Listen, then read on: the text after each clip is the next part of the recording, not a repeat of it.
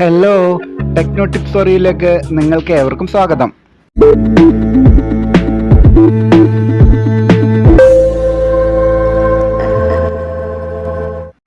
Oil മുഴുവൻ തീർന്ന് piston ജാമായ ഒരു വണ്ടിയുടെ engine repairing video series techno tips ഓറി ഓൾറെഡി തുടങ്ങിയിരുന്നു.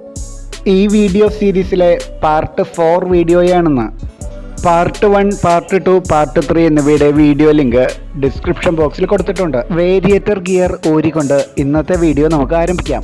22 മില്ലിമീറ്റർ റിംഗ് സ്പാനറോ അല്ലെങ്കിൽ ഹെക്സ് സോക്കറ്റ് മെൽറോഡും ഉപയോഗിച്ച് അഴിക്കാൻ ശ്രമിക്കുമ്പോൾ ക്രാങ്ക് ഇതുപോലെ കറങ്ങുന്നത് കൊണ്ട് നമുക്ക് ഈ കറക്കം സ്റ്റോപ്പ് ചെയ്യേണ്ടതുണ്ട്. ഒരു പ്ലഗ് സ്പാനറിൻ്റെ ഈ ഭാഗം വേരിയേറ്റർ ടീത്തിൻ്റെ ഇടയിലും ഈ ഭാഗം സെൻട്രൽ സ്റ്റാൻഡിൻ്റെ ഇവിടെയുമായി ഇതുപോലെ വെച്ച് കറക്കം നമുക്ക് സ്റ്റോപ്പ് ചെയ്യാവുന്നതാണ്. ഇവിടെ അത്യാവശ്യം നല്ല ലൂസനിങ് ടോർക്ക് ആവശ്യമായി വരുന്നതുകൊണ്ട് റിംഗ് സ്പാനറിനേക്കാൾ എൽ റോഡും ഹെക്സ് സോക്കറ്റുമാണ് അഭികാമ്യം.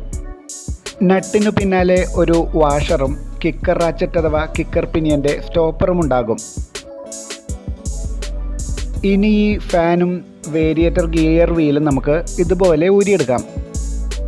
ക്ലച്ച് ഷാഫ്റ്റിൽ വരുന്ന 19 മില്ലിമീറ്റർ നട്ട് ഊരിയെടുക്കാനായി ഹെക്സ് സോക്കറ്റ് മെൽറോഡുമോ അല്ലെങ്കിൽ റിംഗ് സ്പാനറോ ഉപയോഗിക്കാവുന്നതാണ്. കറക്കം സ്റ്റോപ്പ് ചെയ്യാനായി ക്ലച്ച് ഹോൾഡർ ടൂളിൻ്റെ 2 ലെഗുകൾ മുകളിലും താഴെയും വരുന്ന ഈ ഹോളിനുള്ളിലായി ഇതുപോലെ കടത്തി വയ്ക്കാം.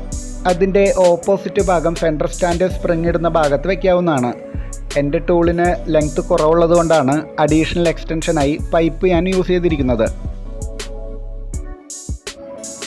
നട്ടിന് ശേഷം ഇവിടെയും ഒരു വാഷർ ഉണ്ടാകും.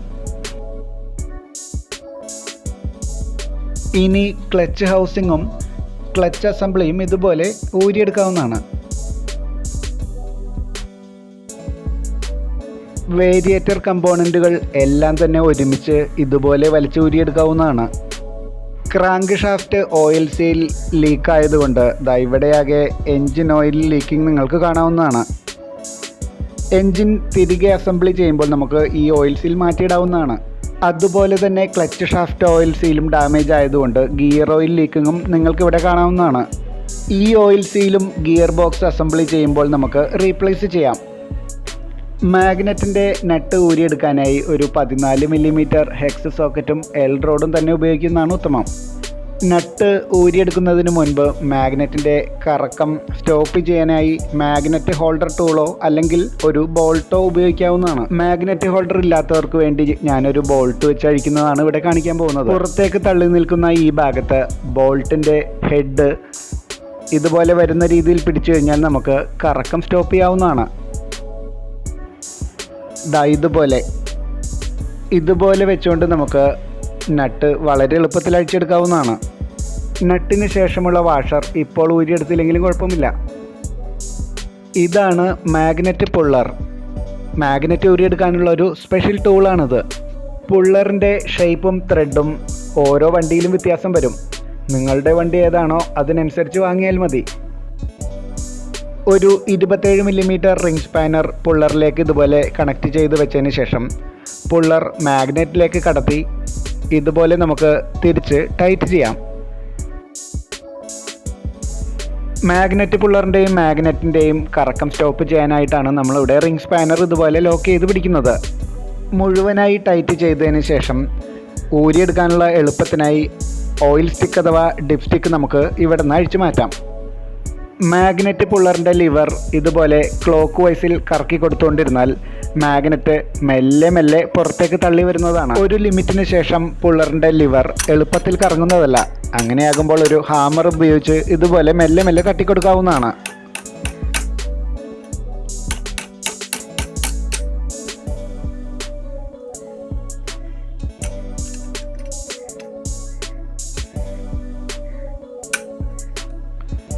മാഗ്നറ്റ് പുള്ളറിൻ്റെ ലിവർ ഇതുപോലെ ലൂസായി കഴിഞ്ഞാൽ നമുക്ക് വീണ്ടും പഴയ പോലെ കറക്കി കറക്കി വലിച്ചൂരിയെടുക്കാവുന്നതാണ്.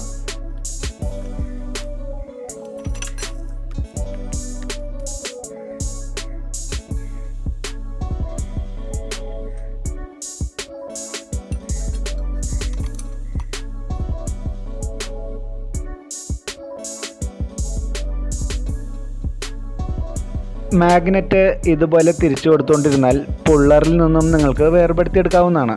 മുൻപ് സൂചിപ്പിച്ച് ഊരിയെടുക്കാതിരുന്ന വാഷർ ഇതാണ്.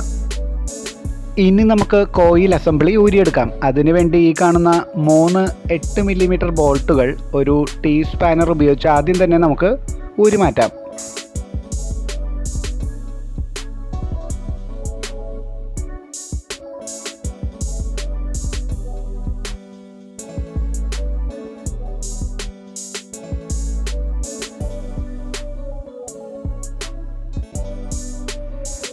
ഈ ബോൾട്ട് ഊരിയെടുത്താൽ കോയിൽ അസംബ്ലിയുടെ വയറിങ് മാഗ്നറ്റിലേക്ക് തെറിച്ചു പോകാതിരിക്കാനുള്ള സ്റ്റോപ്പർ പ്ലേറ്റ് നമുക്ക് ഊരിയെടുക്കാവുന്നതാണ്. ഇനി നമുക്ക് കോയിൽ അസംബ്ലിയുടെ വയറിങ് ഇവിടെ നിന്നും മുകൾ ഭാഗത്തു നിന്നും വലിച്ചൂരിയെടുത്ത് ശ്രദ്ധാപൂർവം മാറ്റിവെക്കാം.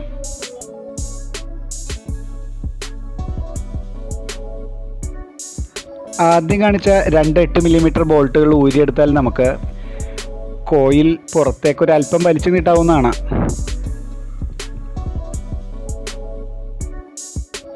ഇനിയുള്ളത് പിക്കപ്പ് കോയിലിൻ്റെ 2 8 മില്ലിമീറ്റർ ബോൾട്ടുകൾ ഒരു ടീ സ്പാനർ ഉപയോഗിച്ച് ഊരിയെടുക്കുക എന്നുള്ള കാര്യമാണ്.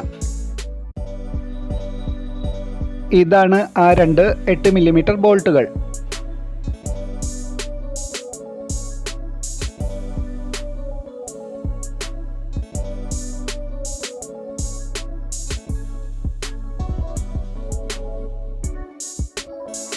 ഈ 2 ബോൾട്ടുകളും ഊരിയെടുത്താൽ പിക്കപ്പ് കോയിൽ വയറിങ്ങിനെ എൻജിൻ കേസിനോട് ചേർത്ത് നിർത്തുന്ന ഒരു ക്ലാമ്പും പിക്കപ്പ് കോയിലും നമുക്ക് ഊരിയെടുക്കാവുന്നതാണ്.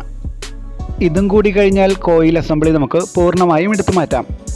വണ്ടിയുടെ ഓയിൽ പമ്പ് ഊരിയെടുത്ത് ക്രാങ്ക് കേസ് എങ്ങനെ ഡിസസംബ്ലി ചെയ്യാമെന്നുള്ള വീഡിയോ അടുത്ത ദിവസം നമുക്ക് വീണ്ടും കാണാം. Thank you.